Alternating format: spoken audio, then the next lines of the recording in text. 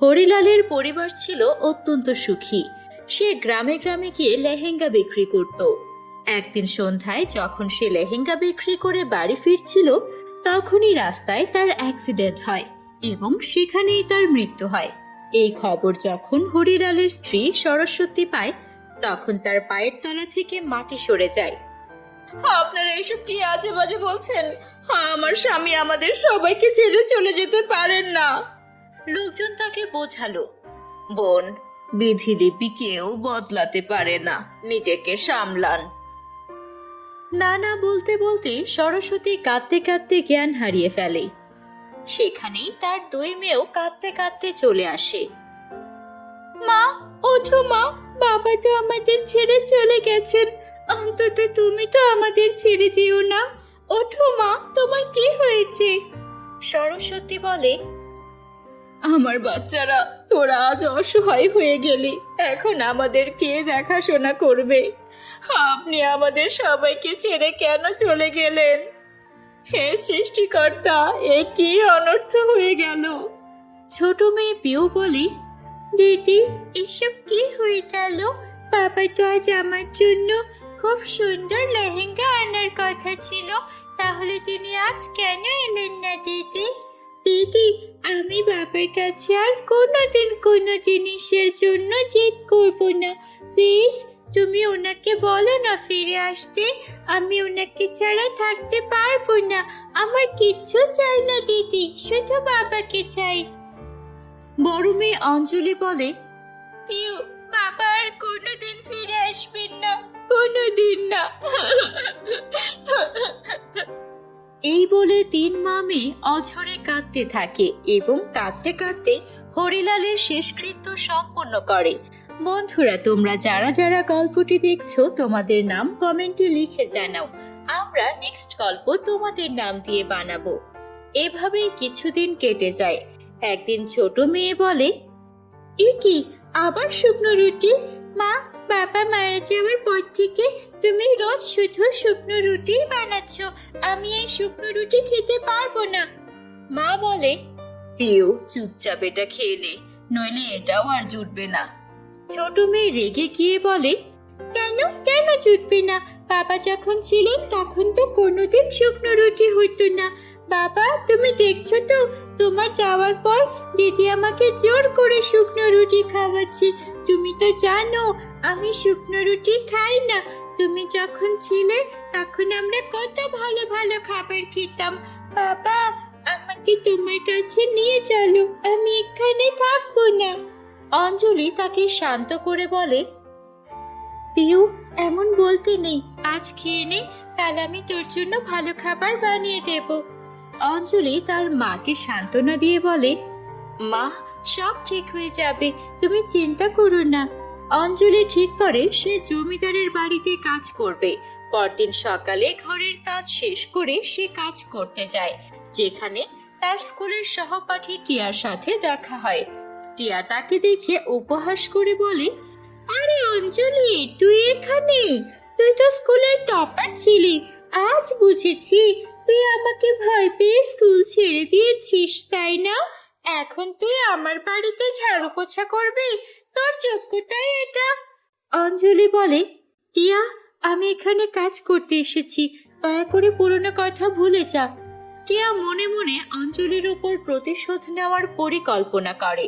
সে নিজের পছন্দের একটি দামি গাউন নিজেই পুড়িয়ে ফেলে এবং তার মায়ের কাছে গিয়ে কান্নাকাটি করে বলে, মা, তুমি কাকে কাজে রেখেছো? দেখো, এই মেয়েটা আমার প্রিয় লেহেঙ্গা পরিয়ে শেষ করে দিয়েছে। জমিদারের স্ত্রী রেগে গিয়ে অঞ্জলিকে অপমান করে বলেন, বেরিয়ে যা এখান থেকে, তুই আমার মেয়ের গাউন পুড়িয়ে দিয়েছিস, তোর সাহস তো কম না? আমার মেয়ের গাউনের দাম জানিস? অঞ্জলি বারবার বলে যে সে এটা করেনি, কিন্তু কেউ তার কথা বিশ্বাস করে না। তাকে কাজ থেকে তাড়িয়ে দেওয়া হয়। অঞ্জলি কাঁদতে কাঁদতে নদীর পাড়ে গিয়ে বসে। হে সৃষ্টিকর্তা, অনেক কষ্টে একটা কাজ পেয়েছিলাম, সেটাও চলে গেল। এখন আমি মা আর বোনের জন্য খাবার কোথা থেকে আনবো? বাবা, আমাকে একটা পথ দেখাও না বাবা। ঠিক তখনই জলের মধ্যে একটা জলজলে গোলাপের দিকে তার নজর যায়। পুরো নদীতে এমন একটা জলজলে গোলাপ দেখে অবাক হয়ে যায় অঞ্জলি। এটা আমি কি দেখছি? জলের মধ্যে গোলাপ? আমি তো জানি গোলাপ জলে হয় না, জলে তো পদ্ম শাপলা এগুলো হয়। আমি কি এই ফুলটা স্পর্শ করে দেখব? এই ফুলটা এই জলের মধ্যে কি করছে? হ্যাঁ, আমি বরং একবার স্পর্শ করে দেখি এই ফুলটা এত জ্বলজ্বল করছেই বা কেন? কি রহস্য আছে এই ফুলের মধ্যে? অঞ্জলি হাত বাড়িয়ে গোলাপটি স্পর্শ করতেই সেটি একটি সুন্দর পরীতে পরিণত হয়। পরীটি বলে, আমি পরিলোকের নীলিমা পরী। এক সাধুর অভিশাপে আমি এই নদীতে ফুল হয়ে বন্দী ছিলাম। আজ তোমার স্পর্শে আমি মুক্তি পেলাম। আমি তোমার উপর খুব খুশি। এই নাও অঞ্জলি, এটি একটি জাদুকরি তারা খচিত লেহেঙ্গা। তুমি এই তারার লেহেঙ্গার কাছে যা চাইবে তাই পাবে। সত্যি বলছেন পরি? আমি এই লেহেঙ্গার কাছে যা চাইবো তাই পাবো? আমার সব কষ্ট তাহলে দূর হয়ে যাবে। আমার মা আর বোনকে আর কষ্ট করতে হবে না।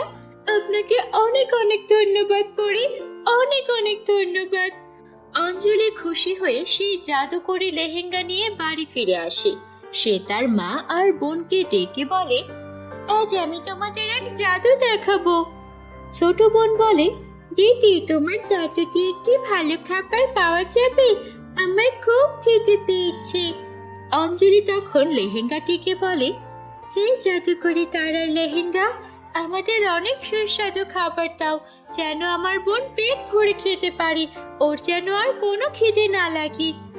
অঞ্জলির কথা শেষ হতেই সেখানে প্রচুর ভালো ভালো খাবার চলে আসে। মা আর তার ছোট বোন খুব খুশি হয়। অঞ্জলি তার মাকে পরি এবং জাদুকরি লেহেঙ্গার সব কথা খুলে বলে। তুই সত্যি বলছিস মা? আমাদের এই দুঃখের দিনে পরি আমাদের এত বড় উপকার করলেন। সত্যি রে মা, আমাদের এই কপাল এত ভালো ছিল আগে জানতাম না। আমাদের এই দুঃখের দিন তাহলে শেষ হলো। হ্যাঁ মা, এখন থেকে আমাদের আর কোনো দুঃখ থাকবে না। বোন ভালো মন্দ খেতে পারবে, আমরাও আবারও স্কুলে যেতে পারবো, পড়াশোনা করতে পারবো। বাবা আমাদের কাছে নেই, কিন্তু দেখো সৃষ্টিকর্তা আমাদের ঠিক সাহায্য করেছেন। এরপর থেকে তারা সেই জাদুকরি লেহেঙ্গার সাহায্যে খুব সুখে শান্তিতে দিন কাটাতে লাগলো। বন্ধুরা, গল্পটি ভালো লাগলে একটা লাইক করে দিও আর কমেন্টে তোমাদের নাম লিখে ফেলো। আমরা নেক্সট গল্প তোমাদের নাম দিয়ে বানাবো। আর আমাদের চ্যানেলটি এখনো সাবস্ক্রাইব না করে থাকলে জলদি জলদি সাবস্ক্রাইব করে পাশে থাকা বেল আইকনটি প্রেস করে দাও। দেখা হবে নতুন কোনো জাদুর গল্পে। সবাই ভালো থেকো, বাই বাই।